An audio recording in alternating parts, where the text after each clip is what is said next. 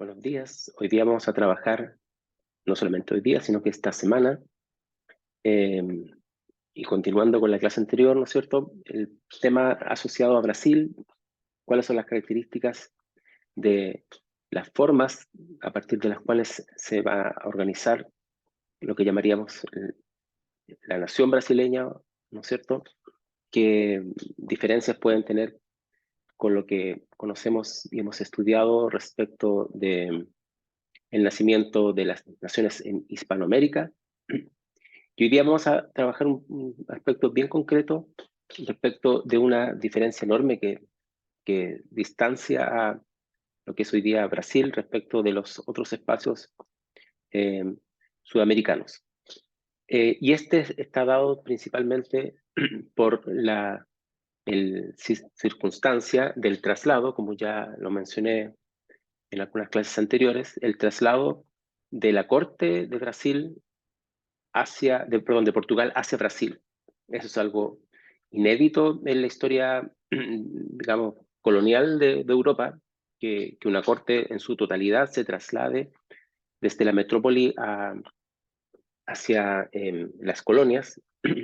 Y eso es una particularidad también que hace que Brasil tenga perdón, características muy diferentes en su formación de la nación respecto de lo que hemos visto para el caso hispanoamericano. ¿Cuál era la situación de Brasil antes de este traslado de 1808, donde desembarcan 36 navíos, ¿no es cierto? 15.000 individuos con la comitiva, ¿no es cierto?, del emperador, ¿no es cierto?, bastante numerosa, pero también con el erario público y todo, digamos, lo que significaba trasladar eh, a una corte, ¿no es cierto?, desde su centro hacia la periferia. Bien, la situación de Brasil es importante entenderla para entender también cómo va a ser la inserción eh, cómo va a ser la inserción de este modelo que se va a implementar, ¿no es cierto?, en Brasil. La situación, ¿no es cierto?, era un aislamiento. La corte portuguesa demoraba digamos, en tomar sus decisiones, ¿no? Y eso también se aplicaban de forma bastante lenta, por lo tanto hay, un, hay, un, hay una situación de, digamos, de distancia entre lo que pasaba en Portugal y lo que pasaba en Brasil. Eh, la situación social, además de lo que hoy día llamamos Brasil, evidentemente era esclavista y tenía un corte bastante estamental, como también, ¿no es cierto?, ocurría en otras partes de América, ¿no es cierto?, con la diferencia que la esclavitud eh, para el caso de Brasil jugaba un rol tal vez mucho más relevante que en otros países de Hispanoamérica, ¿cierto? En la cúspide estaban los señores de los ingenios y otros latifundios, ¿no es cierto?, donde trabajaban los esclavos. Detrás estaban los grandes comerciantes del litoral que hacían estos negocios, ¿no es cierto?, y que trasladaban digamos, las mercancías que se estaban produciendo ahí en, en Brasil. Y después estaban los poseedores de fortunas más limitadas, por ejemplo, los cultivadores de tabaco, digamos, que también podían ser parte de estos grupos más de la élite. Después venía un sector intermedio, que son pequeños propietarios urbanos rurales, y también todo lo que lo rodea a la parte urbana, digamos, de, de estos países, de estas ciudades, perdón, asociadas a lo que es día Brasil, que principalmente son funcionarios militares, el clero, y más abajo hay vendedores ambulantes y también pequeños comerciantes. Vamos a hacer una pequeña pausa.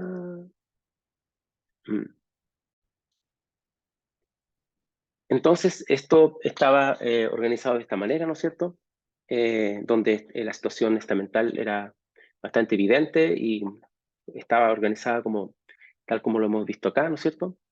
Y también, ¿no es cierto?, había vendedores ambulantes y pequeños comerciantes que rodeaban lo que era la ciudad. Y al final una multitud de lo que la literatura llama desclasificados, que en realidad no podemos saber exactamente en qué grupo estaban, pero sí estaban circulando principalmente en cerca de algunas ciudades. Respecto a la élite intelectual, hemos visto también eh, que acá no era muy importante, a diferencia de otros países de Latinoamérica, sobre todo de Hispanoamérica, donde existían universidades, por ejemplo, acá esto no ocurría. Por lo tanto, la élite intelectual era bastante escasa y débil y tenía muchas dificultades para adquirir libros, intercambiar ideas. No había una imprenta y el factor religioso era muy importante para entender cómo se concebía también esta élite. Eh, por lo tanto, aquí hay una diferencia bastante grande respecto de lo que ocurría, ¿no es cierto?, en, en Hispanoamérica. Las cuestiones políticas públicas, perdón, merecían muy poca atención porque en realidad también influye el hecho de la propia formación de estos grupos, ¿no es cierto?, que nos daban posibilidad a una discusión pública, al no tener también, al no poseer tampoco eh, una eh, formación que les permitiera, ¿no es cierto?, poder, digamos, tener los elementos para poder discutir, analizar, ¿no es cierto?, la política.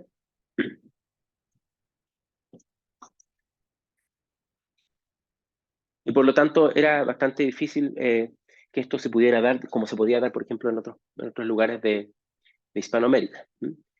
Eh, los virreyes al mismo tiempo tenían poca autoridad, que era la autoridad local, digamos, porque los poderes locales eran siempre mucho más fuertes. De hecho, las capitanías que existían, ¿no es cierto?, en Brasil, las 8 capitanías, preferían tratar directamente con Lisboa, directamente con la metrópoli y no hacerlo a través del virrey. O sea, el rey tenía en ese sentido muy poco poder. Eh, el poder institucional era claro, ¿no es cierto?, en las ciudades, eso pasaba también en Hispanoamérica, pero a medida que uno se alejaba del interior, cobraba mayor importancia el espacio local. El espacio local va a ser muy importante, y como lo vamos a ver también para lo que va a ser la formación de Brasil como un país federal, ¿no es cierto?, donde los espacios locales, o digamos como estas capitanías, también, ¿no es cierto?, van a ser fundamentales. Entonces, esa es la situación que tenía Brasil eh, al, al inicio digamos, de este periodo, 1808, donde se va a hacer este cambio de la metrópoli y de la corte, perdón, desde la metrópoli hacia el- la, la, eh, la colonia, en este caso Brasil. Entonces, en resumen, la situación era de aislamiento, de una élite que no tenía una formación ni una posibilidad de discusión, donde no había imprenta, donde no había la posibilidad de acceder a literatura, digamos. Entonces, además en una sociedad altamente estratificada, ¿no es cierto?, donde la gran parte de la mano de obra se la llevaba, ¿no es cierto?, la mano de obra esclava. Esa era la perspectiva que existía en Brasil al momento en que el emperador decide cambiar la corte y trasladarla hacia América. ¿Cuáles son las consecuencias de este cambio de la corte? Y lo vamos a ver que va a tener consecuencias incluso para, para mucho más adelante que lo que fue este periodo de principio del siglo XIX. Primero hace visible la continuidad de la administración, eh, de modo que digamos, el imperio sigue funcionando. Las instituciones metropolitanas como el Consejo de Estado, el Erario Regio y el Gabinete Ministerial siguen funcionando. O sea, no hay una ruptura como el caso de España, ¿no es cierto?, con la abdicación del rey, que eso se reformula completamente. Aquí hay una continuidad entre un momento y otro, con la diferencia que este se recrea en América. O sea, no se hace, digamos, desde Portugal, perdón, sino que se hace desde Brasil. Por lo tanto, a diferencia, como digo, de lo que ocurrió en España, donde sí hay una ruptura y eso genera todo un vacío de poder, como ya lo hemos estudiado en esta clase. Aquí ni hay un vacatio regis, ni hay un vacatio legis, por así decirlo, porque en algún sentido hay continuidad a pesar de esta enorme, digamos, circunstancia, digamos, que significó el cambio del emperador a Brasil. Se decretó una carta regia y se abren los puertos brasileños para barcos de otros países, que en el fondo eso ya existía, pero algo respecto de lo que es se llamó, ¿no es cierto?, el monopolio comercial también en Hispanoamérica, que en la práctica nunca pudo ser efectivo, y ahora se hace realmente legal el hecho de que Brasil pueda comerciar con otros países.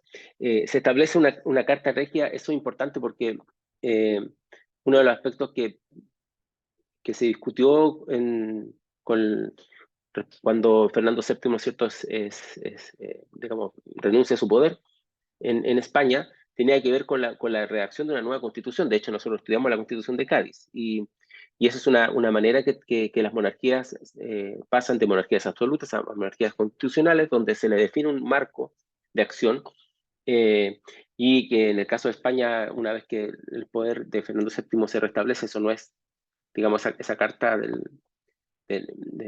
llamada Constitución de Cádiz no es considerada digamos, ni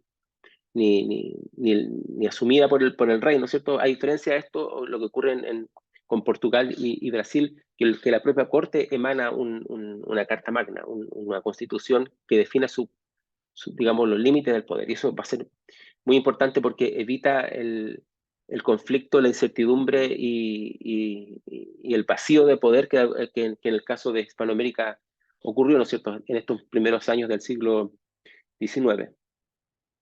Al mismo tiempo, se autorizó la impresión de libros y periódicos en Brasil, es decir, por primera vez se trae imprenta, ¿no es cierto?, para poder generar una opinión pública. La opinión pública, como lo hemos mencionado acá en este curso, está basada principalmente en la posibilidad de una lectura, de que haya una imprenta libre, de que haya acceso y circulación de libros, ¿no es cierto?, para que las personas puedan formarse una opinión propia, y esa opinión propia es la que construye lo que es la opinión pública. Y eso no se logra si no se cumplen estas condiciones de impresión, por ejemplo. En la parte económica, ¿no es cierto?, se crea el Banco de Brasil para solucionar el problema de la liquidez, imprimiendo billetes, digamos.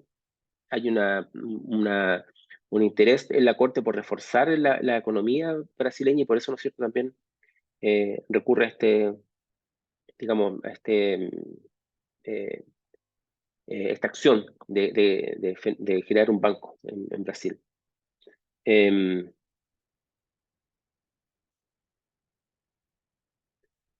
También se levantó la prohibición eh, oye, un momento que está esta cosa, esta realidad. Se levantó la prohibición de manufactura en Brasil, que existía, como hemos visto, con la idea para otros casos, como el caso de España, con la idea de que las colonias iban a generar, ¿no es cierto?, las materias primas y la industria se iba a desarrollar en las metrópolis. Eso no ocurrió, digamos, ni en España ni en Portugal, porque las condiciones para que se desarrolle una industria, como lo estaba haciendo Inglaterra, ¿no es cierto?, y después lo hace lo que hoy día es Alemania o Francia, son muy diferentes, digamos, eh, a lo que estaba ocurriendo en España y Portugal, y no bastaba simplemente con que se autodeclarara, ¿no es cierto?, que la metrópoli iba a ser la industria, el proceso industrial, y que las colonias iban a ser, digamos, la proveedora de materias primas. Eso no ocurre, digamos, la industrialización requiere un contenido técnico, científico, eh, digamos, de formación, que no había ocurrido ni en España ni en Portugal, por lo tanto, eso no iba a darse. Eh, pero lo que sí podía darse era que las propias colonias, como el caso de México, por ejemplo, que es el más conocido, pero también en Brasil, se pudieran generar manufactura, es decir, una industria local, digamos, eso se daba. Bueno, aquí no tuvo un efecto muy práctico, tampoco hizo bajar las importaciones, pero dio la posibilidad de que con la corte, digamos, instalada en, en Brasil, y en Brasil se pudiera generar, ¿cierto?, también un tipo de industrialización. Un factor también importante que también explica por qué no se desarrolla una industria potente ni en Brasil ni en Portugal, tenía que ver con la alianza comercial con Inglaterra. Inglaterra va a ser un aliado de, en este conflicto europeo con Portugal, ¿no es cierto? Un aliado en contra de lo que es Napoleón. Y por eso, ¿no es cierto?, que se abre Brasil se abre Portugal, ambos, ¿no es cierto?, a la posibilidad de comerciar con Inglaterra y tratarlo como un socio estratégico, de alguna manera, tanto militar como comercial. De hecho, el traslado de los barcos que llevan, digamos, toda la corte portuguesa a Brasil fue apoyado y protegido por barcos de guerra ingleses, ¿no? De otra forma podían ser, digamos, atacados eh, en el camino. Un aspecto también que es muy relevante es que se centralizó toda la administración en Brasil. Algunas capitanías se eliminan, ¿no es cierto? Y todo el imperio, que ahora podríamos hablar luso brasileño, se va a instalar allí. Y esto va a tener una importancia enorme porque significa que no solamente se recrean las instituciones que hemos visto, ¿no es cierto? El erario público, los ministerios, sino que también se crea una arquitectura en Río, ¿no es cierto? Río y Sao Paulo van a ser las ciudades que van sobre todo Río, a tener esta eh, particularidad de ser prácticamente ciudades imperiales, o donde funciona digamos, la corte, eh, y eso va a cambiar completamente la arquitectura de la ciudad, la, la infraestructura, va a ser una modificación enorme y que va a distanciar mucho Brasil respecto de lo que pasaba en los otros países, digamos, hispanoamericano o de Sudamérica, que es que eso no ocurrió.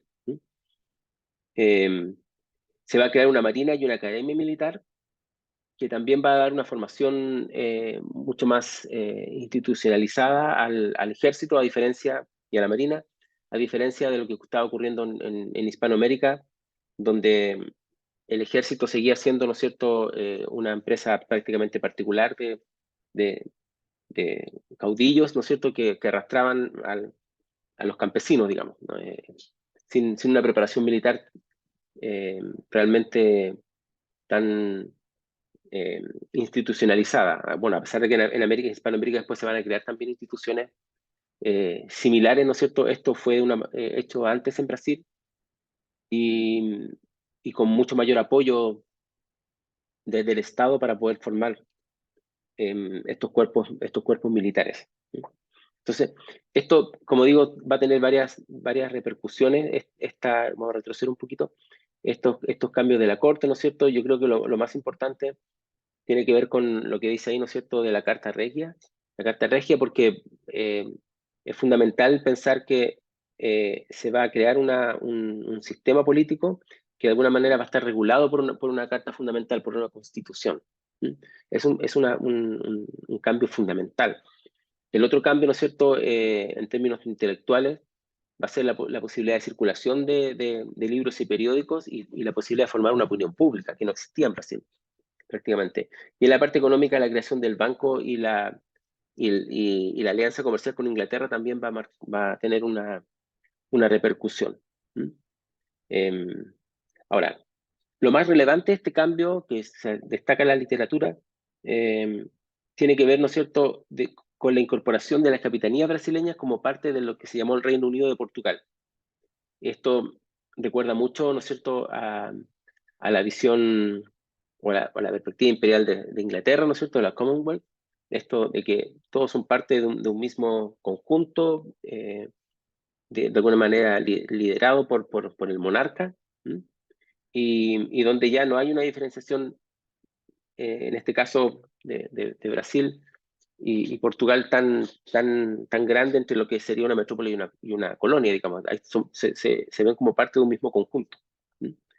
Eh, las capitanías brasileñas entonces van a ser provincias del Imperio Luso, diríamos Luso brasileño, eh, con las mismas o con muy parecidas, digamos, condiciones y privilegios que tenían algunas provincias en la propia Portugal, en Europa. Esto va a ser una diferencia muy grande respecto de lo que ocurría en el caso de Hispanoamérica, evidentemente, donde no se ve esta situación eh, de integración tan grande entre lo que era la metrópoli y las, eh, y las colonias. Esto es muy relevante. Como digo, en parte es eh, perspectiva que busca emular lo que estaba pasando en el Reino Unido, digamos, con esa perspectiva de la Commonwealth. Em, y también va a ser la base, podemos decirlo, también va a ser la base esta importancia que van a tener las capitanías de lo que van a ser después el sistema federal en Brasil, ¿no es cierto? Que de capitanías pasan a ser estados, con mucha autonomía. Y lo podemos ver incluso hoy día, ¿no es cierto?, en el propio Brasil, de que el sistema federal de alguna manera reconoce esta autonomía que tenían las provincias que tenían de antes incluso, de que el monarca portugués se trasladara a Brasil. Entonces, ahí vemos diferencias que también explican por qué, podemos pensarlo, por qué Portugal no se desmembra en diferentes países, una vez que después ya se separa definitivamente perdón, Brasil se desmembra en diferentes países una vez que se separa de Portugal, ya a fines de este siglo, del siglo XIX. Eh, entonces, todos estos aspectos que hemos estado mirando ahora van a marcar las diferencias en relación a cómo se van a formar las naciones. Si uno compara el caso hispanoamericano respecto del caso brasileño. Eh, las, eh, También una consecuencia de este cambio va a ser que se saca a Brasil de su aislamiento intelectual. Como hemos visto, ¿no es cierto? En Brasil no existía una imprenta. Eso,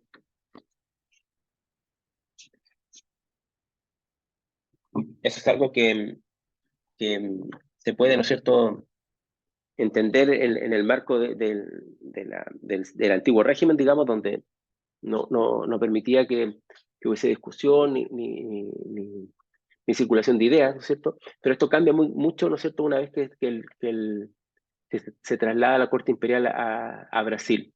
Y va a sacar, como dice ahí, ¿no es cierto?, a Brasil de su aislamiento intelectual, se van a crear bibliotecas, imprenta, academias, teatro, se crea también un sistema científico, un observatorio astronómico, por ejemplo, que se va a crear allí, y esto va a tener una repercusión muy grande también para lo que se dice, también para lo que después va a ser la idea de Brasil como un espacio autónomo, es decir, en la medida en que la élite pueda ser formada, pueda tener una, digamos, una visión de mundo gracias al contacto con la literatura, eso también le va a dar la posibilidad a Brasil de pensarse de una manera distinta y verse, ¿no es cierto?, en una situación de desmedro frente a Portugal y querer, ¿no es cierto?, por ejemplo, la independencia. Entonces, todos esos elementos son relevantes para entender cómo este cambio de la corte imperial hacia Brasil, ¿no es cierto?, va a marcar la historia de este lugar que hoy día conocemos como Brasil. Eh, la unidad nacional por parte de las élites de Brasil, digamos, también es un factor importante para comprender cómo se va de alguna manera, a incorporar este cambio de un monarca, ¿no es cierto?, que se traslada a la colonia, pero también a cómo se va a pensar Brasil a sí mismo como un espacio independiente. Eh, bueno, la literatura nos dice que en Brasil siempre hubo conciencia de la debilidad de Portugal, ¿m? de que, de que en el fondo, en esta relación entre la colonia y la metrópoli, siempre fue más importante Brasil. Y eh, eso uno lo puede ver, ¿no es cierto?, en la literatura. Por lo tanto, eh, esto va a ser una situación que de alguna manera les explica a los brasileños por qué la corte quiere trasladarse a Brasil, porque Brasil era más importante que Portugal, de alguna manera. Esa es la percepción que se tenía. Eh, Evidentemente, al trasladarse la corte a Brasil, el problema que tuvieron sus pares hispanoamericanos, ¿no es cierto?, con la legitimidad política de quién gobierna a nombre de quién, digamos, con toda esta vacatio regis y legis que hemos discutido, ¿no es cierto?, para el caso hispanoamericano, no ocurre, digamos, en el caso de Brasil. Brasil había adquirido su capitanía al rango de provincia de Portugal, por lo tanto era parte del imperio portugués. Incluso el mismo emperador vivía en Brasil, o sea, no había posibilidad para poder pensar, digamos, en una ruptura, porque hay una continuidad entre un sistema y otro. ¿Mm? Por lo tanto, más que descontento con lo que estaba ocurriendo con el monarca, más bien había un trabajo colaborativo. ¿Mm? Y el monarca era un mediador, de alguna manera, eh, o de alguna forma este trabajo colaborativo con la monarquía permitía, ¿no es cierto?, que este vínculo fuera muy distinto a lo que ocurría, ¿no es cierto?, en Hispanoamérica. ¿Mm? Sin embargo, hubo sí intentos de rebelión e independencia. Por ejemplo, la declaración de la República de Pernambuco en 1817, pero esto fue sofocado militarmente con la ayuda de Inglaterra. Es decir, no hubo espacio para poder pensarse eh, en una situación de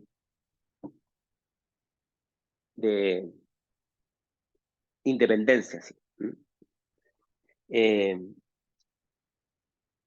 este levantamiento de Pernambuco, a diferencia de otros levantamientos que pudieron darse en Hispanoamérica, no generó un sentimiento de nacionalidad, no hubo una suerte de brasilidad, digamos, que se generara. Tampoco eh, fueron los rebeldes referentes, ¿no es cierto?, para la constitución de Brasil, la conformación de Brasil como un Estado independiente, entonces, o como un país. Entonces, eh, tampoco tuvo ese impacto.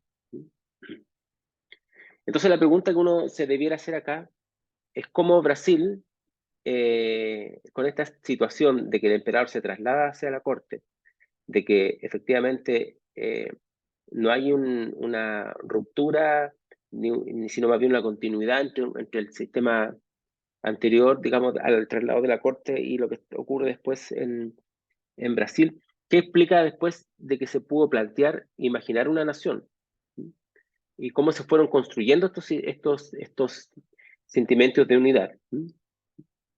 Bien, entonces vamos ahora a abrir otra presentación, otra PPT, porque que de alguna manera nos va a mostrar o vamos a tratar de explicarnos digamos, estas diferencias. Bien, vamos a sacar esta.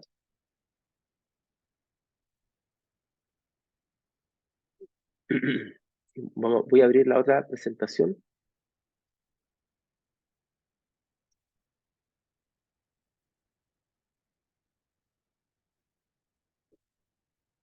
Y,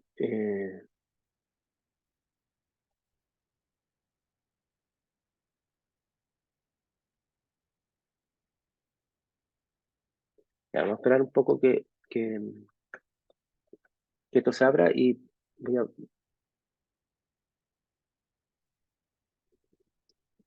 mm, voy a pausar la grabación. Bien, entonces la pregunta era cómo Brasil se imaginó a sí misma, o a sí mismo como país, digamos, en estas circunstancias de que eh, no tuvo la situación de ruptura tan evidente como fue en el caso de Hispanoamérica, de que no tuvo ese problema de legitimidad, digamos, de entender cómo concebirse a sí misma, ¿no es cierto?, Eh, sobre la base digamos, de un vacío de poder. Entonces hay varias diferencias que hacen que sea interesante también mirar este caso. La literatura nos dice que en Brasil no existía una idea, digamos, de identidad local, digamos, de identidad nacional. Eh, por lo menos a comienzos del siglo XIX. En parte la identidad de Brasil se basaba más bien en aspectos de lo que no se era, es decir, como elemento negativo. Es decir, se era brasileño porque no se era extranjero. Y sobre todo, esa definición de Brasil, por oposición, se hacía frente a lo portugués. Eso es lo que se llamaba el nativismo, es decir, se piensa diferente porque se es distinto a otro que sería en este caso Portugal. Eh, Además, había pocos elementos para dar base a un sentimiento de identidad nacional. La mayor parte de la población vivía fuera de los márgenes políticos, por ejemplo, por ser esclavo o no tener derecho a voto. Entonces una parte importante de la población difícilmente se hubiese pensado a sí misma como parte de una unidad nacional. Al mismo tiempo, la población, una parte importante que vivía en el espacio rural era analfabeta, ¿no es cierto? Vivía más bien en un espacio de aislamiento, separado con otros grupos, y sabemos muy bien que para entender lo que es la unidad nacional uno tiene que pensarse o imaginarse, como dice Anderson, como parte de un grupo. Entonces la posibilidad de que ellos se imaginaran como parte de un grupo viviendo en un aislamiento era bastante eh, compleja. Por lo tanto, la nación brasileña todavía, ¿no es cierto?, de alguna forma era una ficción. ¿Mm? Bien. Entonces, ¿cómo formar una comunidad política en un territorio con tantos localismos, donde las capitanías, ¿no es cierto?, van a jugar un papel tan importante como hemos visto hasta acá, como está la literatura que está para esta semana? Bueno, un aspecto que se menciona es el papel que juega la monarquía, que fue un elemento de unidad entre la élite, es decir, sentirse parte de una suerte de corte. ¿Mm? Pedro I, que gobernó desde 1822, este imperio que duró hasta 1889, este imperio luso brasileño, fue el símbolo de la unidad que de alguna manera se asociaba a las élites. La élite era una suerte de élite cortesana en el fondo, que se vinculaba, ¿no es cierto?, a la figura del monarca y se hacía sobre la base, ¿no es cierto?, de un culto también a la monarquía que sí tenía una base popular. Es decir, la élite se sentía parte de, de una suerte de corte con el monarca y el mundo popular, ¿no es cierto?, practicaba este culto a la monarquía, que es un culto que tiene tintes bastante religiosos, como todo culto, digamos, en el fondo. Eh, y esta base de apoyo de este culto a la monarquía se daba también en los sectores rurales, ¿no es cierto? Y eso permitía que por más aislados que estuvieran los grupos entre sí, ¿no es cierto?, tenían un elemento en común o cómo imaginarse como grupo a partir de este culto al monarca. Eh, También eso explica por qué este sentimiento de unidad no implicaba una idea de Brasil, no hay una brasilidad, no se siente como brasileño, sino que es una fidelidad a una tradición monárquica católica que está asociada a la figura del rey. O sea, no está asociada a un territorio nacional, sino está asociada a la figura política del monarca, que es, como dice acá, en una tradición monárquica católica, tiene un sentido religioso bastante grande, digamos. Entonces, en el fondo, es más un sentimiento religioso que un sentimiento político que podría dar base a una nacionalidad, por ejemplo. ¿Mm? Eh, para pasar a tener una identidad patriótica, había que tratar de convertir la figura del monarca como jefe de nación, o sea, no solamente como jefe del Estado del imperio brasileño, sino que el jefe de la nación brasileña, no solamente el Estado como jefe de Estado del imperio luso brasileño, eso quería decir, del imperio luso brasileño, sino como una figura nacional, es decir, de Brasil. Pero nada se hizo en este sentido. Eh, Hay solamente una estatua de Pedro I en Río y tampoco hay himnos o banderas, digamos, que fueran eficientes para poder, digamos, construir esta figura del monarca, que es una figura, digamos, del imperio, como una figura nacional. ¿Mm? Eh, Al mismo tiempo, como lo hemos visto para el caso de Hispanoamérica, ¿no es cierto? Tampoco la educación pública fue un instrumento de construcción de identidad. En la literatura que hemos trabajado en este curso hay un par de artículos donde demuestra, ¿no es cierto?, que para el caso de Hispanoamérica la educación pública sí fue un instrumento de construcción de nación, digamos, sobre todo como se enseñaba la historia, en fin. En el caso de Brasil eso no ocurría, los libros de lectura no tenían contenidos nacionales, ni tampoco la enseñanza de la historia y la geografía. Eh, Dentro de las iniciativas más importantes de la élite, a mediados del siglo, que prácticamente en 1838, el 19, la más relevante fue la creación del Instituto Histórico y Geográfico de Brasil, que reunió documentos históricos y enseñó la historia patria, promovió debates, estudios, expediciones científicas, y también tuvo una publicación de una revista. aquí podemos recién mirar un espacio que uno podría pensar más asociado a la construcción de una nación en Brasil. El primer texto bueno, entre otras cosas generó concursos para obras importantes que promovieran el, digamos, el sentimiento de nación. El primer texto que ganó este concurso es un texto curiosamente escrito por un alemán, Karl Friedrich von Martius, que es un viajero en el fondo, que se estableció en Brasil, que se llamaba ¿Cómo se debe escribir la historia de Brasil? ¿Cómo se, cómo se debe escribir la historia de Brasil, ¿no es cierto? Que entrega elementos fundamentales más bien para una historia imperial. No tanto mirando a Brasil como un espacio tan local, sino que mirando a Brasil en el contexto del espacio imperial. Lo interesante sí que de este libro que va a marcar un camino sobre el cual uno podría pensar Brasil de alguna manera transitó, no porque lo haya marcado él como alemán, por supuesto, ni mucho menos, sino que él recoge algo que ya está en Brasil, eso es importante decirlo, es la incorporación de lo que llamaba las tres razas. Eh, Tanto la europea, la indígena y la africana, esa idea de una especie de espacio plurirracial o trirracial. Pero con el predominio, evidentemente, de los portugueses, o sea, de los europeos por sobre los indígenas y africanos.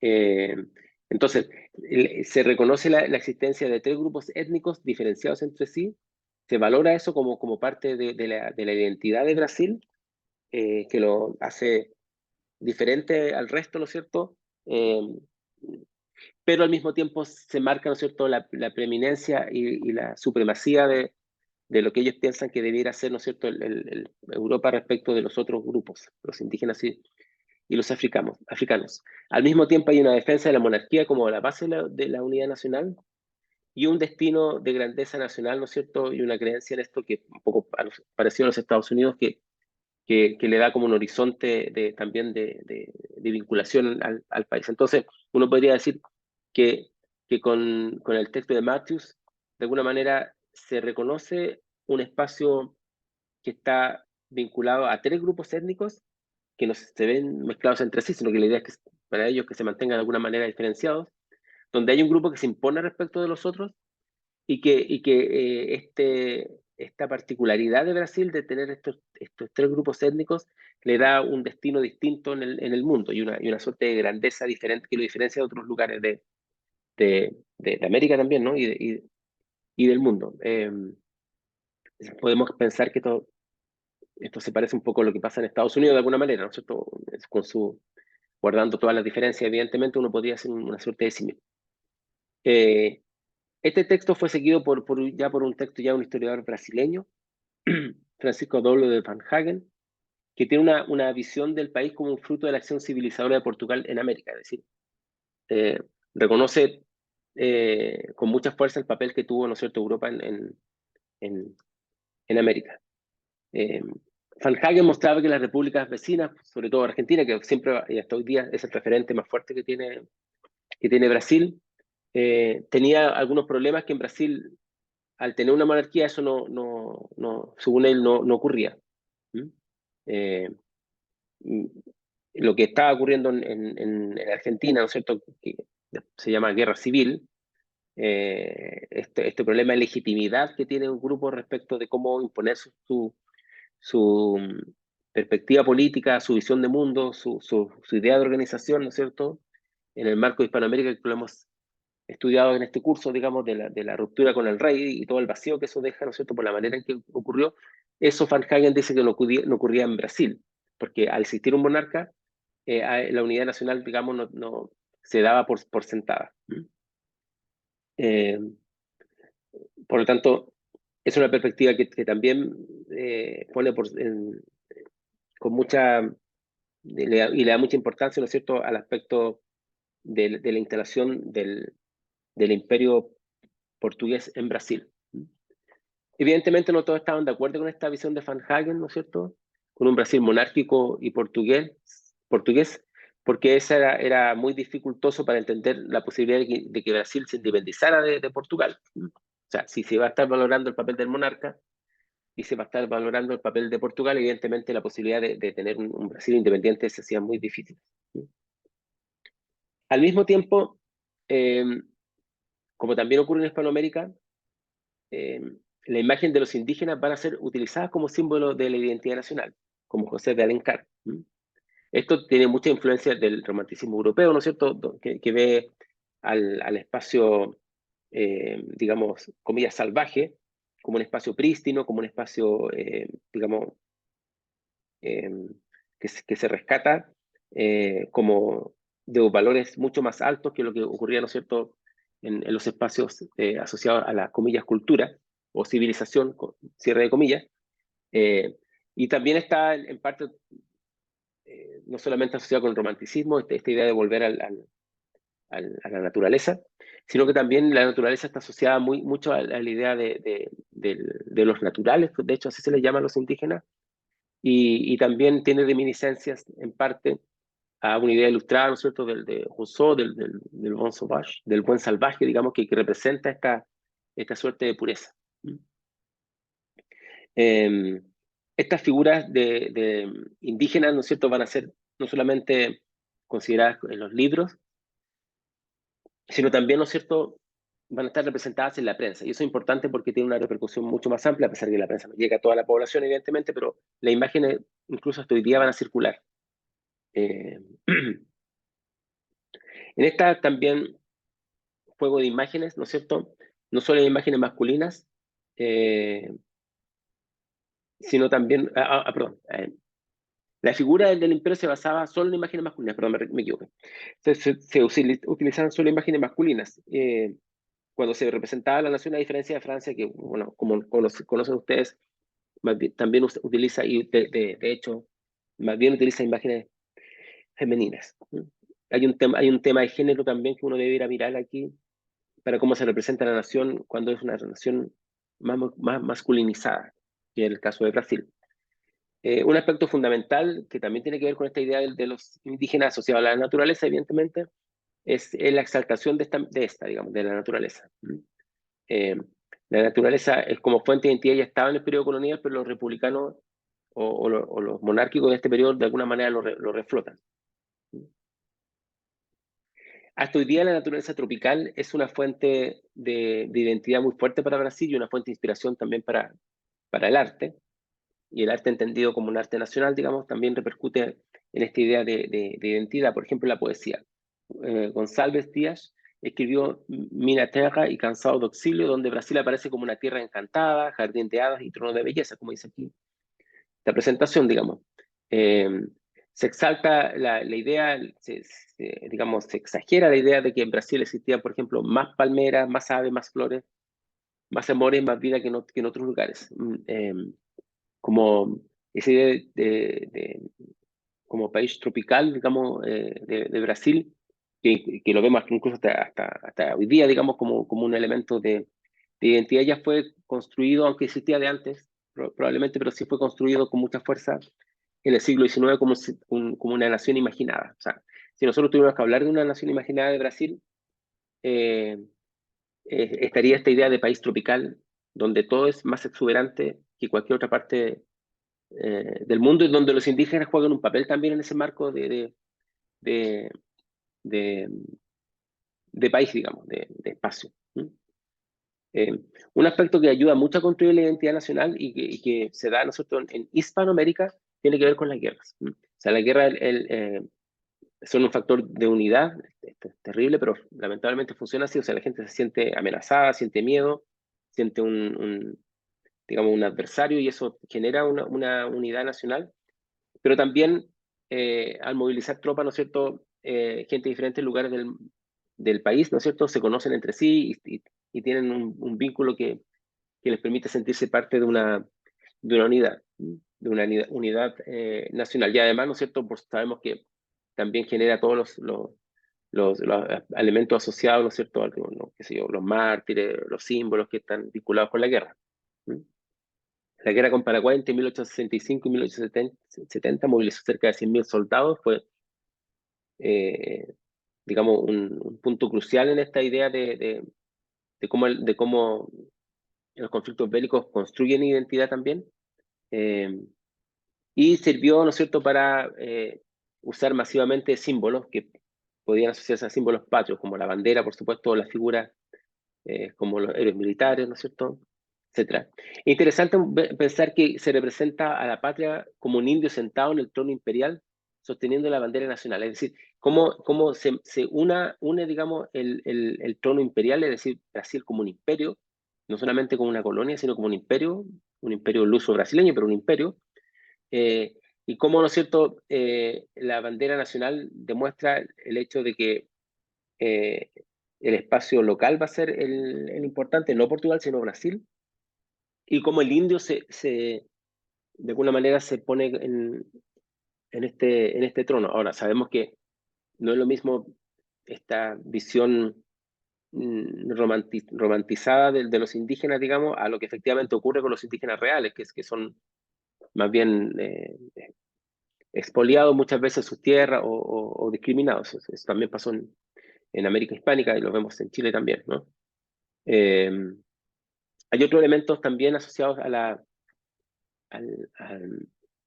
a la, al arte, digamos, como la poesía popular, que también refleja este sentimiento nacional y, por supuesto, en la pintura, que también lo vemos en otros casos en Hispanoamérica, que se encarga, ¿no es cierto?, de construir las imágenes, en este caso sobre cuadros de guerra, o también de héroes, digamos.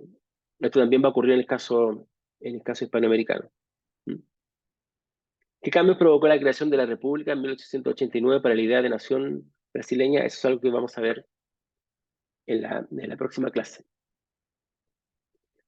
Y acá entonces paro la grabación.